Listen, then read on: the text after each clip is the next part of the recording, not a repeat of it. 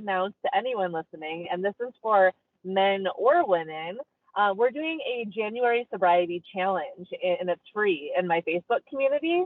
And so I can give you the link so that the individuals, if anyone wants to join that, it's in the Facebook community. There's going to be about 1,000 people in there, and I've got guest facilitators that are coming in to talk about nutrition, to guide us through some yoga, to do some movement meditation, and then also some mindset stuff. And it's going to be really awesome. All the guest facilitators have free prizes or free gifts, and then there's free prizes as well.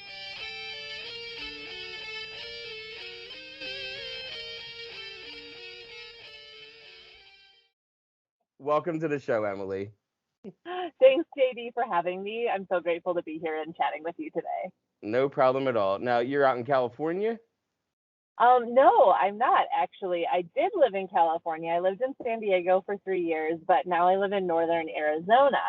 And I'm currently in my car in Flagstaff, and I have property, a 20-acre ranch property, kind of like in the middle of nowhere up in northern Arizona. So that's where I'm at. So does my dad and brother, actually. They have like a 40-acre property in northeastern Arizona that they've been to like once, like 6 years ago. They drove out to it together, kind of deal from Jersey, where we're from originally.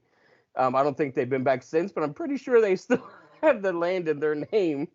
It's so interesting because the area that I'm in, it's all 40-acre parcels. So maybe it's in the same neighborhood. Who knows? But It yeah, probably is. we bought 20 acres from my husband's mom. So she has 20 and we have 20. So yeah. That would be really funny if it was. I have no idea where it is, but I know it's like northeastern, like in that kind of region area. It's all I really know. I was in addiction when they did it. So I wasn't that interested, I wasn't that interested to join them or go out with them because I'm not making it to Arizona and back without withdrawal. So what is your sober date? So you asked that earlier before we hopped on here. I was like, I always forget what year it is. I don't know if it's like what I did in my brain through addiction, but my timeline on years is not very good. So I know that I'm almost 3 years sober, but I did figure out the date. It's January 6th, 2019. This time around. So I almost have 3 years, and I've been on this journey for a long time. So I've had a lot of sobriety dates, but I do joke around and say that I'll keep this one because it's also my mother's sobriety date, and she has 21 years, and she's one of my best friends, and so now we have the same sobriety date. So I get to keep this. Is that why you stopped on her day? Like, did that have anything to do with it, or just pure coincidence where you stopped and then you realized it like a week later kind of deal? There was no plan. Yeah, I did not plan that. I had actually had a year and a half of sobriety and then had a one night go with all. And then I reset my calendar at that point. So I figured it out afterwards when my mom told me that was her sobriety date too. That's funny that it worked out that way. And it does make you want to keep it more when you share it with somebody because, I know that my wife and we weren't in active addiction together. But when we met, I had already started my recovery journey, so I had some time under my belt, but I had slipped with drinking. But I was so ingrained with 12 steps that I wasn't like over drinking or drinking alcoholically because I was doing a daily inventory still, and I was justifying my drinking by working the steps with it, that kind of deal. And my wife had slowed down a lot when we met. And but when I said, hey, like, let's quit, we have the same sober date now. Which is 2/29. So I like having leap day because it's a unique day that I don't want to give up because obviously for a lot of other reasons, but still, like, you have a little pride. You find little ways to have pride in your day to have even more of a reason not to want to give it up, like you sharing with your mom or sharing it with my wife or having it be a unique day. So I find that cool. What was it that caused you to like have like that one night out? Was it like something going on? No, well, something was going on in my brain, and that was so my husband got sober with me, and I really needed to get sober. So I did share a sobriety date with him, but then I didn't keep that. But I had a year and a half of sobriety. We built this beautiful wedding venue. Like I was working really hard, and then we had some permitting issues come up with the wedding venue, and basically they closed our business down, and it was really disheartening. And I was working really hard, and my brain started to romanticize and think like maybe I can just go to a music festival like once a year and just let loose a little bit. And so like that was starting to happen in my brain. And then I just one night I just was like, fuck it, excuse my language. I'm gonna get You can do as drunk much by as you want. myself. And I just ended up getting really drunk by myself because I was like, I've been working hard, my project's not working out, like I deserve to drink. And I got so sick that night, and it was just nothing that I deserved. So that next morning when I woke up, I was still sick. I was like, I don't deserve this. Like I've been working on my sobriety and my health and wellness and my yoga career and all this. Like this isn't who I want to be anymore. And I'm grateful. I really haven't had the desire to drink since that day. Granted, I went to my first AA meeting when I was 19 years old and I'm almost 37. So I've been on the journey for a long time and have periods of sobriety. But I've never had 3 years before. So I'm really excited about that. Yeah, but it also sounds like your mom might have been 3 years sober when you went to your first AA meeting. Good math. Yeah. And it Did was that interesting. have anything to do with you going to your first AA meeting? Yeah, it does. I grew up in a small town in called Cross Plains in Wisconsin, and there's a heavily drinking population there. I grew up next door to a bowling alley, and like my parents went camping on the weekends and stuff, so there was always drinking around. That's what parents did to Oh, have I have fun. actually. You're actually not even the first person from Wisconsin. You might be the fourth person from Wisconsin that's been on my show, and every single one of them likes to remind me of the drinking culture is substantially more in Wisconsin than a lot of other places in the country. It really is. It really is. So, both of my parents like to drink a lot, and so I started going to Alateen when I was only like 12 or 13 with my mom. So she would go to Al-Anon, I would go to Alateen. We'd go shopping, we'd go out to dinner. Like it was just like our girls' night thing that we did. And it's interesting because at that, like shortly before that, if we were camping, my parents would let me like try a beer, and I never liked the taste of it. And I was like, why do they drink this? It's disgusting.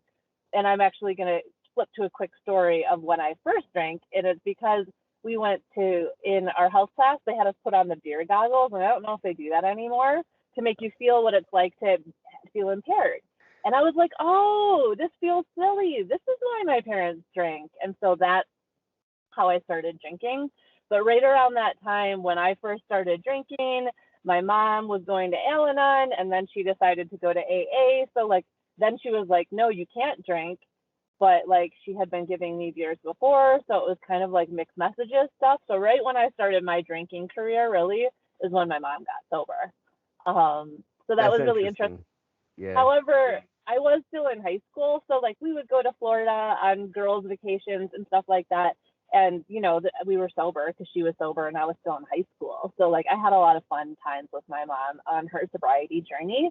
But I wasn't ready to get sober even at 19. So I was familiar with the program. My mom was going. Things were out of hand. I always had a good work ethic up until I started actually incorporating drugs into my party lifestyle. Who would have Um, thought?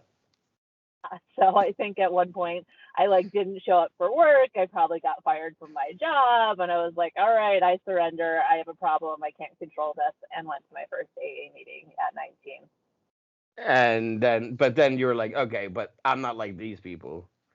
Well, yeah, and I wasn't ready to give up my party lifestyle. I'm like, what am I going to do for fun if I'm not drinking or comparing myself? You know, there's not a ton of 19-year-olds that walk into the rooms unless you're at a young people's meeting. And I just wasn't ready. You know what I mean? Like our brain tricks us that we're fine, or, you know, I'm not even 21 yet or whatever. So, Yeah, um, I definitely wasn't ready. And you have to, it's a willingness part of it. You know what I mean? Like, I wasn't willing. I knew that I had some problems. I knew that I wasn't drinking normally.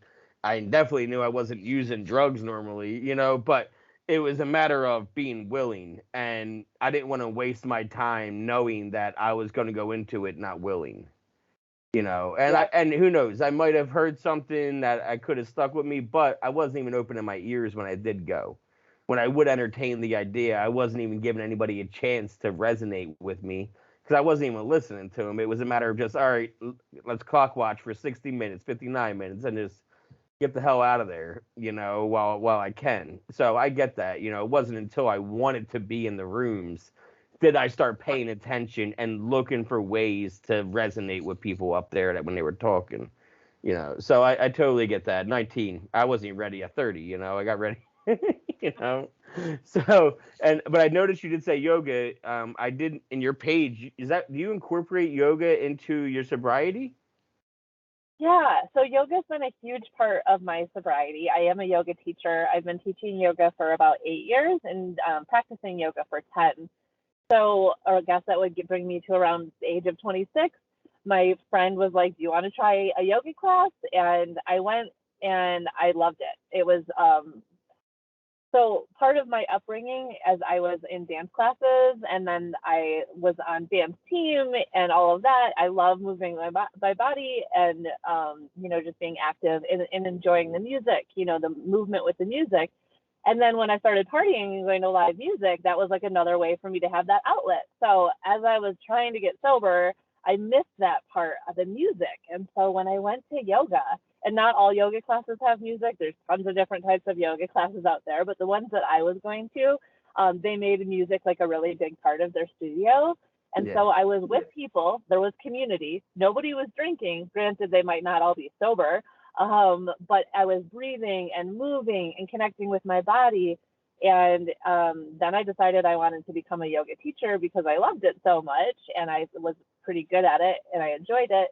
And that was a pivotal part of my sobriety journey because I started to have a vision for the future. I started to have purpose and passion, and I was doing something that felt good. So yoga has been a huge part of my journey, and I do incorporate it with a lot of my coaching. So I'm a spiritual yoga teacher and a sobriety coach, and so I do encourage my clients and anyone in our community to practice a little bit of yoga and get out in nature and stuff like that Yeah, for too. sure. I've had, somebody on here and, they run a group out in LA. I met them when I was living out there. That's where I got sober. But they do a group, it's Namaste Sober, where it incorporates like it's like a meeting, but it's also a yoga class. And it's a way to like have AA, but also have a connection with your mind and your body at the same time. And, it's not, it's something I haven't done. But I like that it's there for people that like having that kind of connection. That whatever way is going to help you stay sober and help you not get high or get drunk today. I think it's important because it's about finding other things that we do with our lives daily and finding new habits and finding new rhythms and things that are healthy for us. Because before they were daily things we did, but they just weren't healthy for us. What drugs did you get into? So when I was 18, 19, when I first started dabbling, it was mainly cocaine and ecstasy, a lot of cocaine and a lot of ecstasy, like almost every night of the week. My house was always the after party house. So we'd go to, well, I worked in the restaurant. So was a server, and then we would go to the bars, and then we would have an after party, and it was always at our house. So mainly those, but then within that, I also did dabble with mushrooms and acid. I never really got into marijuana. My friends would always kind of joke with me that I could handle all the drugs, but I couldn't smoke marijuana because it made me really paranoid. But so those are my drugs of choice until I moved to San Diego, where I got into a few other things, which gratefully I didn't find them earlier on in my age, like my using, because it would have probably been really bad. But towards the end of my using, I did get into meth. I was doing like GHB and a couple other things. I never really got into the downers. I did do heroin once. I snorted it. But I would pretty much do anything. But Yeah. cocaine and ecstasy were my main, and they were always done with alcohol. Alcohol was always the constant throughout all of it. Yep, I definitely have heard that story so many times over and over, and it's a lot of people our age, mid 30s, where when they were getting into drugs, it was 18, 19, early 2000s, where ecstasy was huge, and it was so big. I think, opiates kind of morphed how big E was 15, 20 years ago, because by the end of the 2000s and the 2010s, you got opiates coming in strong with Oxy. But before then, I think people forget all the time, unless you were doing them too, how big coke and ecstasy was, and how it was just part of the party. It was like part of the drinking party phase, where it's like, oh no, this is just part of the party. Like, this is just what you do. Yeah. So I know I was in there too. It's like, oh, okay, yeah, just part of the party. You just do it. So being 19, I can totally see why you're not ready. Now, when did you try again after 19 though? How long did it take you before you tried again? So as I mentioned earlier, my timeline's a little skewed. I should maybe sit down with my mom at some point and see if she can iron this out, because I know she's journaled through all of this and was trying to not pull her hair out. But I would say it was probably somewhere around 22, and then maybe again like 24. I don't really know the timeline, but I did get into an outpatient facility in Madison, Wisconsin called Connections, and it was life changing because what they did there is they encouraged you to do sober activities outside of the meetings. And so that looked like going hiking or going bowling, or things that you think are dorky. They feel a little bit uncomfortable, but it did get me to connect with other people. Yeah. And I made some really good friends there. And so that's when I started to feel the joy of sobriety. I was actually having fun, but yet I still had all my friends that were still going to concerts and doing this. And I had major FOMO, fear of missing out. And I just couldn't think of, like, what's my life going to look like if I never go to a concert again, you know? You just reminded me too. I didn't even put two and two together. Were you near Madison? Mhm. Like, okay, I because lived in Madison for from 18 to 28, did right you go to downtown. did you go to the University of Wisconsin? Okay. Um, one of the people I've had on the show is an author, and his name is Travis Sackett, and he actually, you left. Do you know Travis? I went to Connections with Travis. Oh my God, I met that's him there. so I funny. actually interviewed him with his new book in one of my sober communities recently. So, And he yeah. was in Arizona. That's why I'm laughing, because one of his stories and his books, I have his book, and he's been on my show twice now. We became really good friends.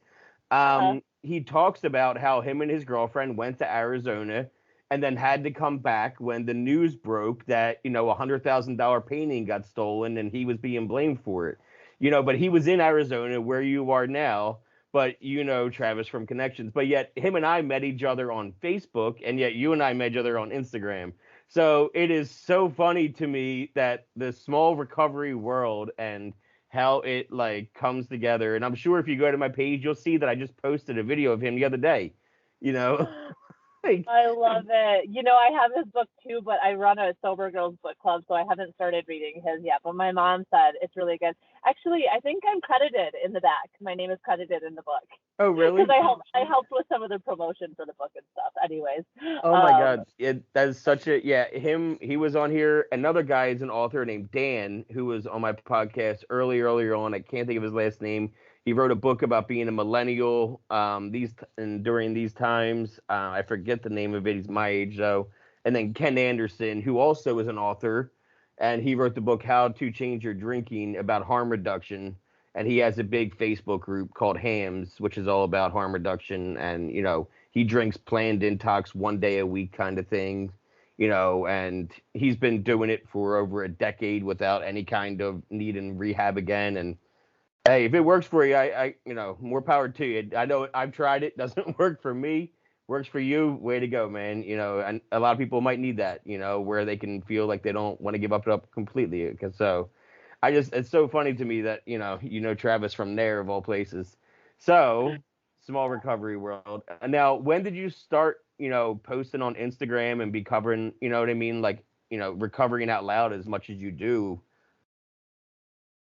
so I would say I started recovering out loud a long time ago. I would say probably 10 years ago. My family, my friends, like, it was no secret that I had major issues. And so, like, when I would get 30 days of sobriety, I was sharing some of my journey way a long time ago. So people have been watching my journey for a long time, especially friends and family that I actually know. And so then I decided I wanted to become a life coach. This is probably about 4 years ago. But I didn't know it was going to be sobriety, and I wasn't sure exactly what it was. So then I started amping it up a little bit more because I really felt like I had sobriety, like I was going to be sober for good, even though I haven't slipped up once since that point. But then I got the idea that I wanted to become a sobriety coach. So I started amping it up more. And then I started posting more on Instagram. So I would say for the last 3 years, I have been posting a lot on Instagram. For the last 2.5, I shifted my name on Instagram from Emily.Yogini, because I'm a yoga teacher, to Happy Sober Free. And it was kind of a bold move. I was like, I like my name in there, but Happy Sober Free really all encompasses what I'm all about now and what my page is going to be about.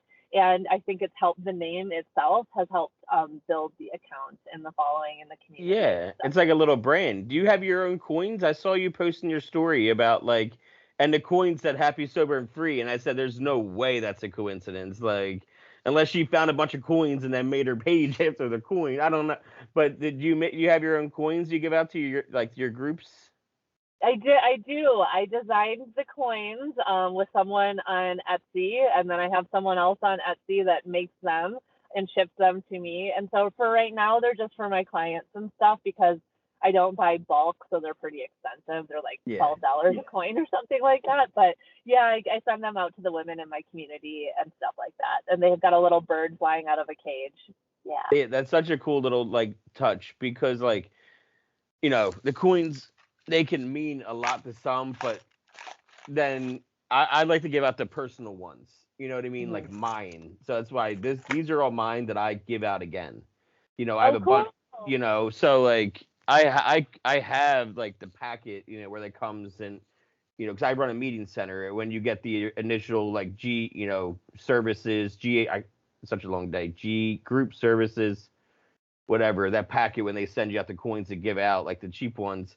But I like giving out my own, the ones that I got, like recycling them first. That's kind of like hope chips. Like I have a sponsee and, he's been going through and I'll give him one of my old chips each time and everything like that as a way of like, he knows that there's more of a connection with it. It's not just from the, random ones that everybody else gets. So that's what I like doing personally because I think there's like sometimes a stigma when we count days, you know, Yeah. and you Uh, got not to say you got lucky, but you were fortunate that when you had your lapse that you got right back into it again. mhm. So many people have that lapse and they go, well, I'm at 0, so I might as well go hard before I try to get 1 again. It's almost like a get out of jail free. Well, now that I'm back at 0 again, what else should I do? And next thing you know, it's 2 months later and you don't know where you're at or what's going on. I know I've been guilty of that when I used to try to quit on my own. I would like, oh, I can just one time, and then next thing you know, it's another year gone by of just the same old being miserable. So what would you say is like the biggest thing that drives your sobriety today that like keeps you to not wanting to explore that maybe I do have one left in me? Like what is it that keeps you that wanting to stay sober every day? But is it the girls that you're looking out for? Is it meeting? You know what I mean? Is it yoga? It is a recipe of a bunch of different things. So, I think a big part is my vision for my future, and I love feeling good. And so my life story is I was hungover all the time, and my hangovers would last for days, and I just don't like feeling that way. And so I've gotten so used to feeling really good from doing the yoga, going outside, eating healthy, drinking lots of water. And so part of it is like I just like to feel good. And now I feel so comfortable in my own skin that when I go to a holiday gathering, which I don't really do anyways because I love hanging out at home, but if I do go to a barbecue in the summer or something, I feel comfortable in my own skin. And I also know that I don't have to stay until the end. Like I know the situations where I'm going to actually enjoy myself, or if it's a situation where everyone is going to be getting really drunk, like I don't need to be there. Yeah. So I guess I just love my sober life so much, and I have so many sober friends because I've been on this journey for a long time. So I have a huge sober community in Madison, in San Diego, and now that I've been doing this virtually all over the world, and the connection that I feel with these women is amazing. And so like I don't, and I do go to live concerts sometimes. But I pick and choose who I go see. I'm not going to see all the same people that I used to see when I was getting really fucked up on drugs and alcohol. And I don't go that often. I love to do concerts outside. And so, I mean, I've created a life that I love so much, and the passion and the purpose and the entrepreneurship, actually, which I don't feel like they talk about that much. But I feel like addicts and alcoholics make really good entrepreneurs because there's always something to be doing, and there's kind of like something about like the hustle and grind to it. It And really so is. It really is. fulfilling. Yeah, it's that hustle of, because even doing this, right? Like, it's not like podcasting pays thousands of dollars. Like, I could pull it up. They can make $19 this year. Like, it doesn't make a ton of money, but it's that hustle though. It's that drive that we have before, except for we have different goals now. We have different things that we're doing it for. For me, it's the more episodes I can get out, the more likely one random person is going to find a story they can resonate with and they can relate to. Maybe the story today isn't going to relate to a lot of people, but your story will relate to the people that didn't relate to today's. And that's kind of the point. I've been even trying to, put up episodes male, female. You know what I mean? Just like this way, different audiences can find different things that they can relate to a lot more often. Now, and you said you have a book club too? Yeah, so it's not my own book. I'm not an author yet, No, no, but no. Yeah. Travis did inspire me. So over the pandemic, I started a free meeting called the Sober Girls Book Club, and we meet on Tuesday nights. I don't know, we're on like our seventh or eighth book. Usually we take about 2 months, sometimes 3 months to read the book, and we just read one chapter and then we come to the meeting and discuss it.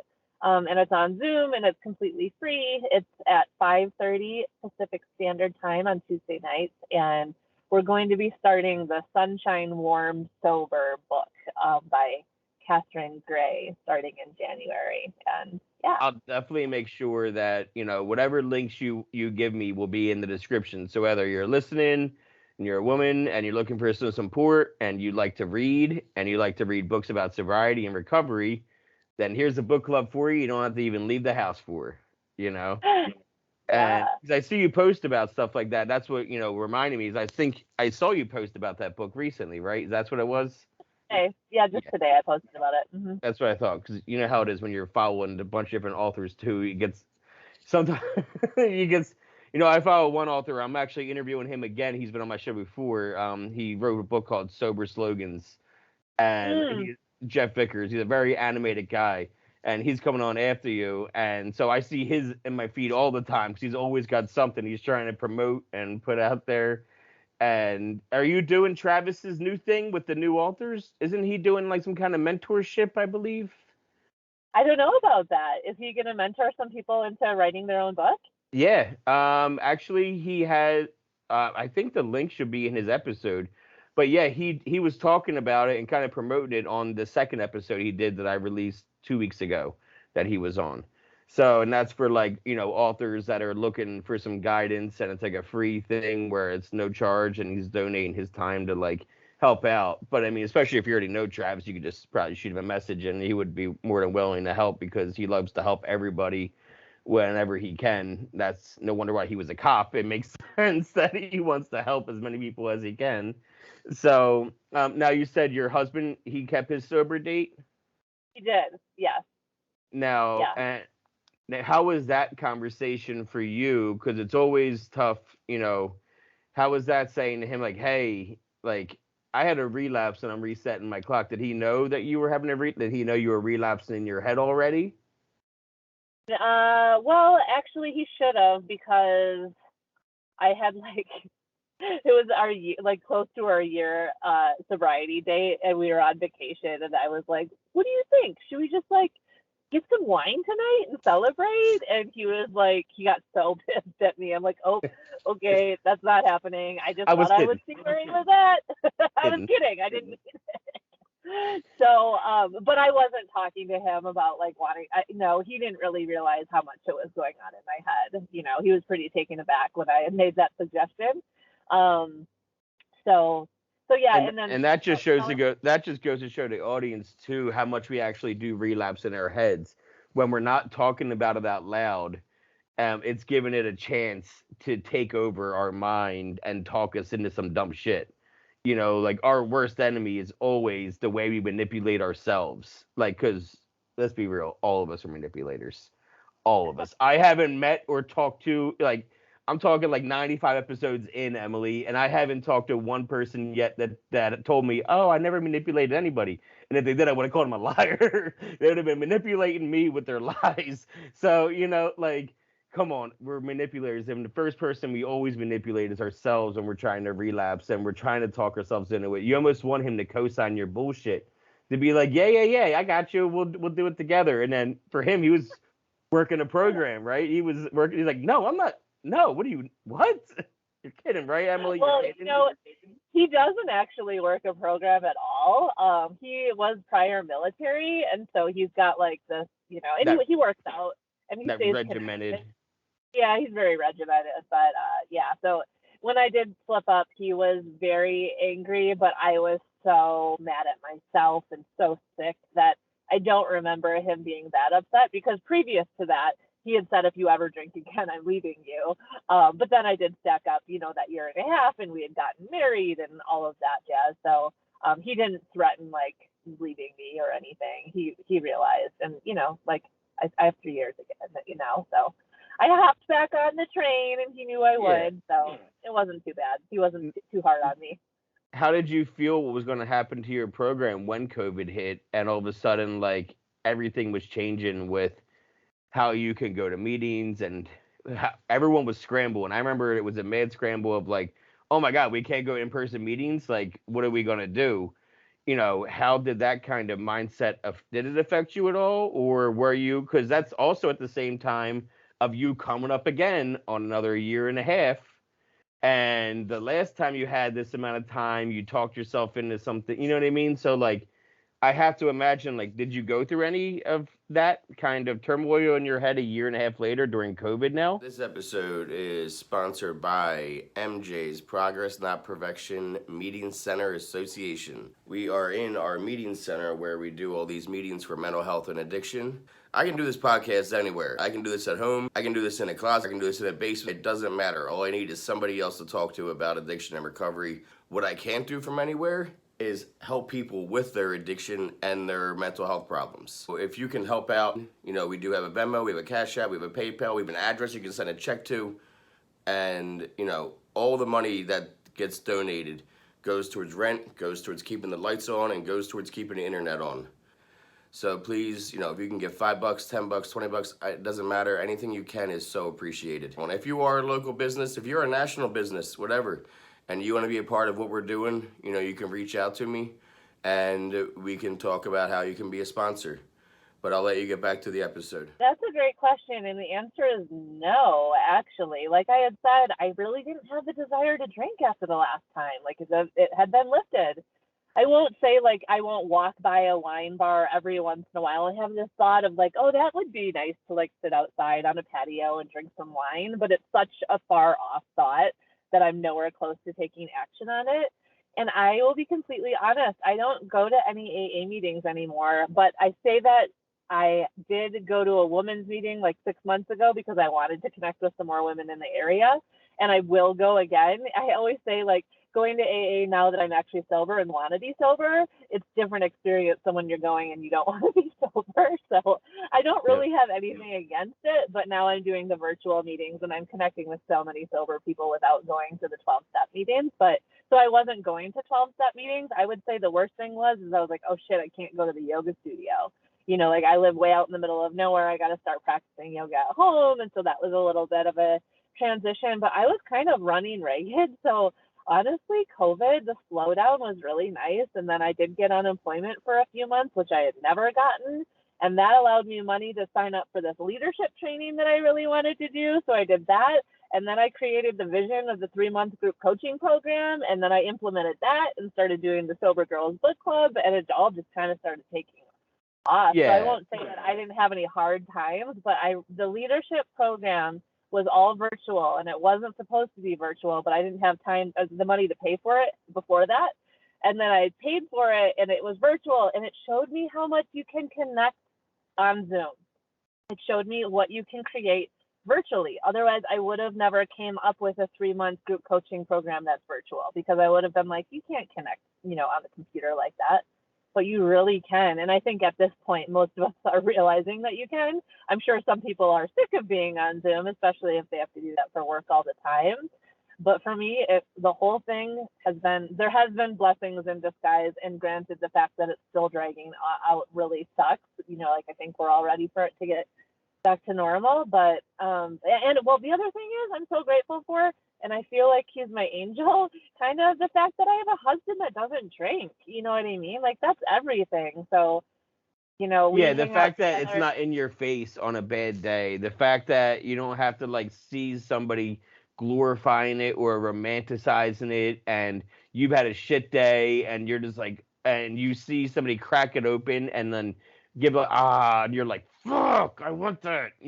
So yeah, that definitely helps, and I can definitely relate, because there's nothing, I didn't mind that my wife drank when we met, and because that's your choice. And when I, went out with drinking again, I wasn't even hanging out with her. It had nothing to do with her. It was me just letting somebody else's resentment in an old group bother me. Just dumb shit. I talked myself into it like we all do. But then I was like, well, I can drink with you now. And then when I quit, I was so glad. She was like, oh yeah, I'll quit with you, and then COVID hit 2 weeks later. And I was like, I'm so glad I don't have to like see you drowning in that, because not that it would make me want it, it would make me want to run away from you. It would make me not want to be around you. I didn't get sober to then be a babysitter to somebody who's drinking. Nobody wants to have to do that when you get sober. We'll play the role sometimes. If we love you, we'll play the role if we have to, but we don't want to have to hold your hair back if we're not getting our hair held back anymore. you know. And yeah, when I first got into recovery almost 4 years ago, I never would have thought this kind of connection could happen. Tradition's sake alone, you know what I mean, in the rooms and the traditions, but this show is definitely not about any of the fellowships. You know, I specifically like to seek out people that don't do traditional recovery. Not everybody is going to have the same recovery, because we all have different things that happen in our addiction.